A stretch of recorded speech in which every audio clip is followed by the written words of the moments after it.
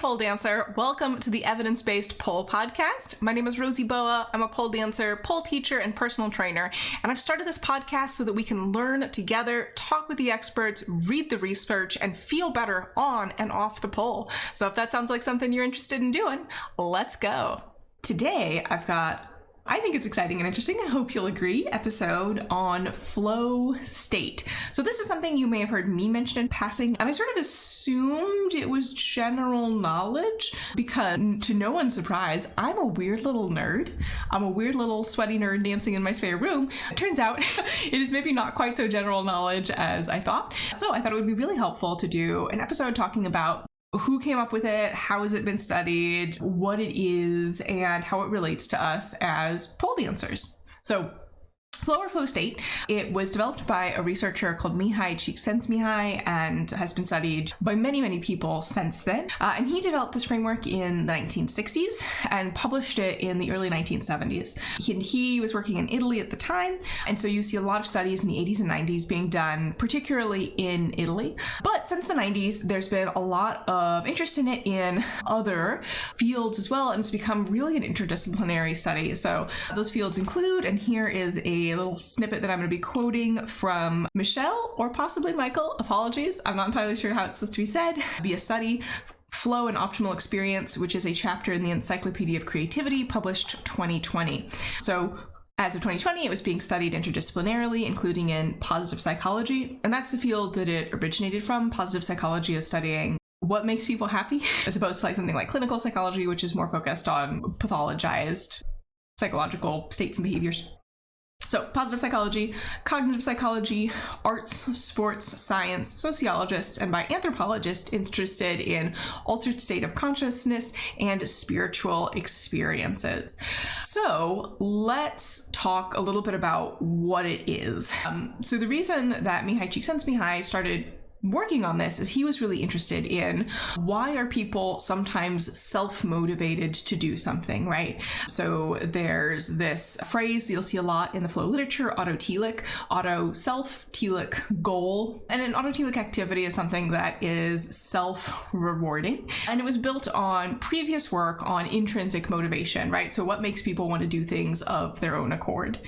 And he proposed flow as a framework for a type of activity that is autotelic, that is self-rewarding.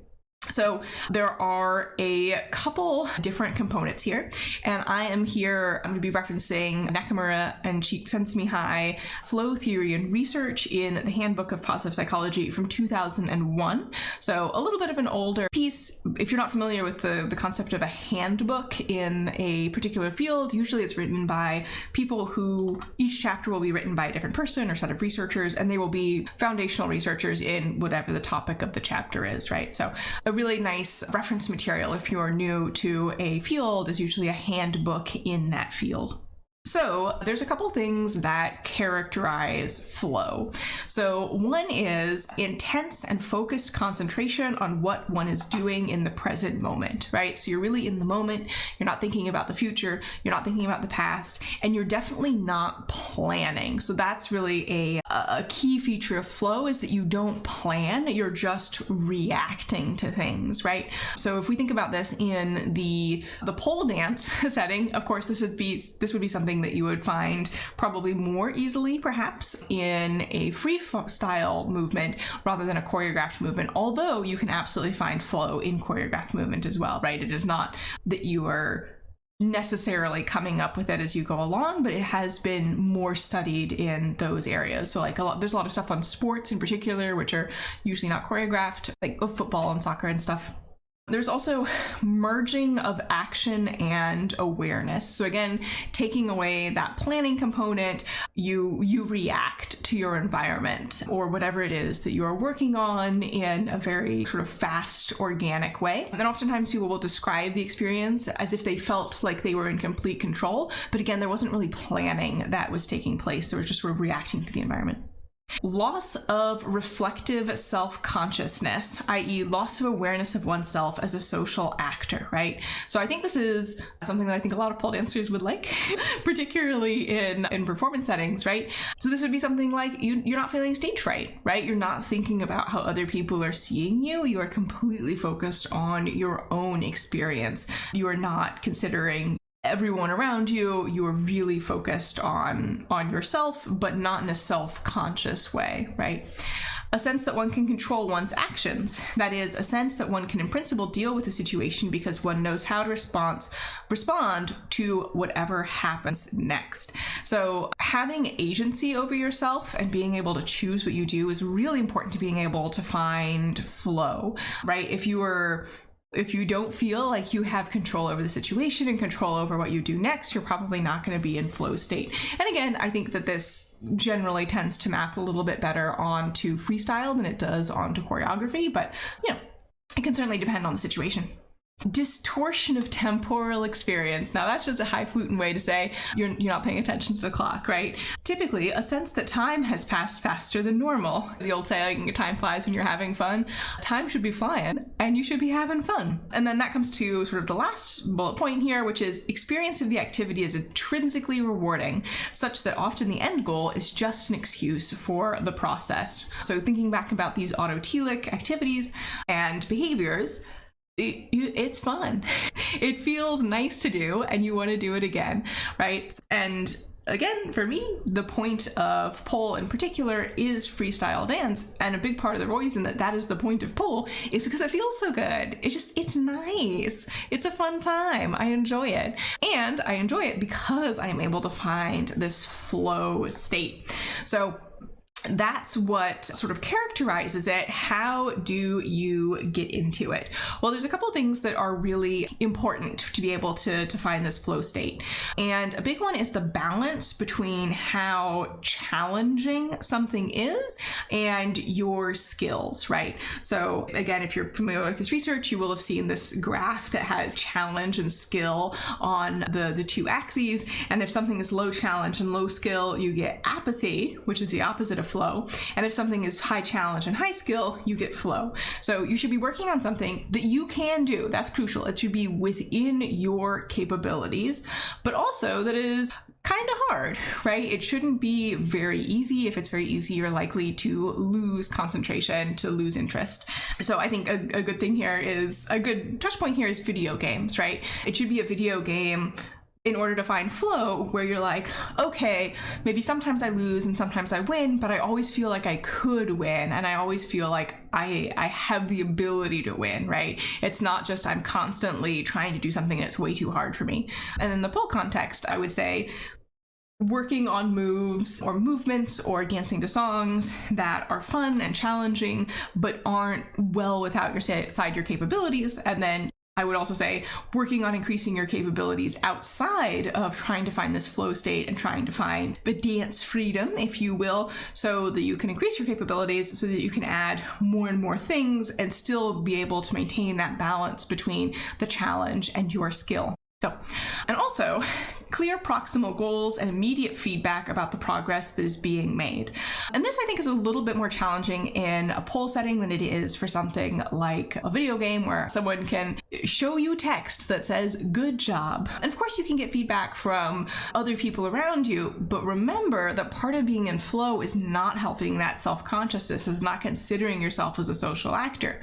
So the feedback is gonna have to come from your body, right? That, oh, I found that spin and I felt really weightless. I was able to spend a lot of time in the air.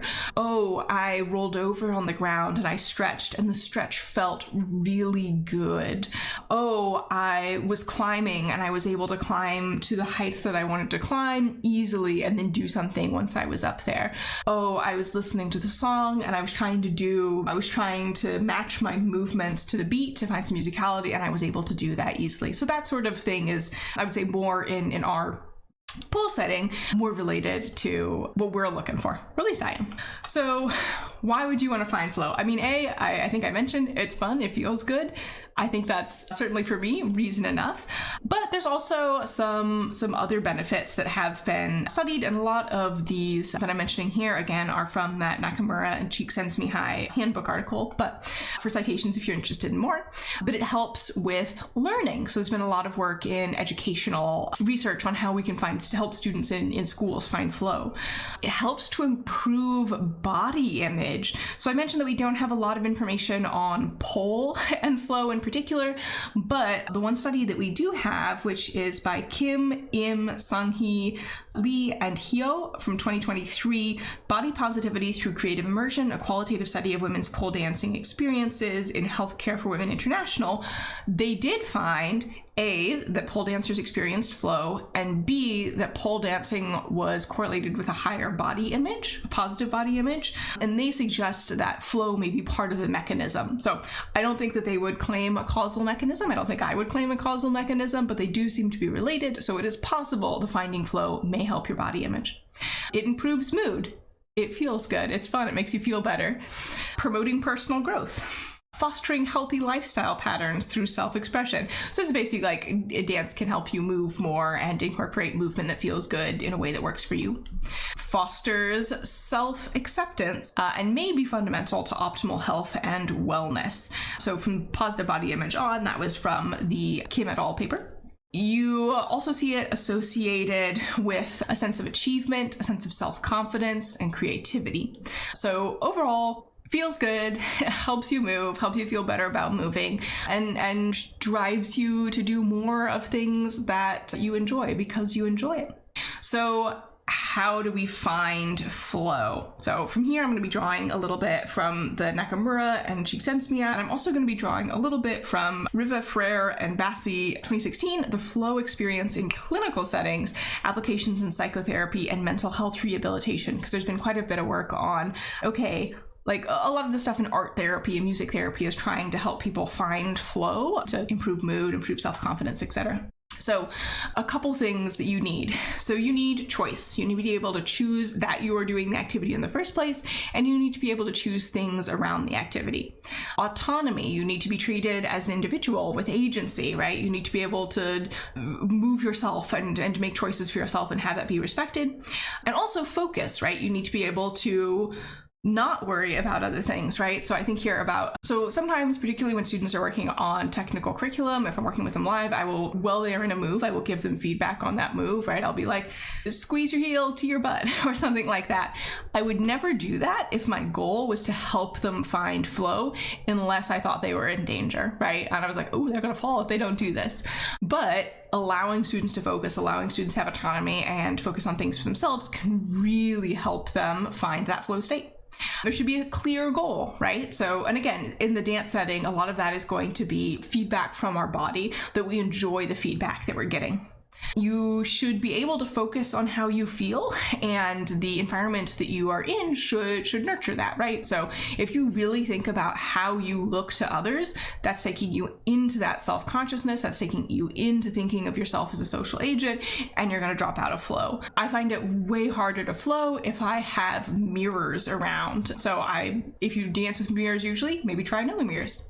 Yeah, so some ways to help you find it. You can identify activities that are a source of flow for you, hopefully dance, but maybe other things, right? Like I mentioned video games, right? I mentioned sports, even something like organizing, right? Like you can find flow when you're organizing if you have like a bunch of things. You're like, okay, what goes where? How can I figure this out? How can I build a system?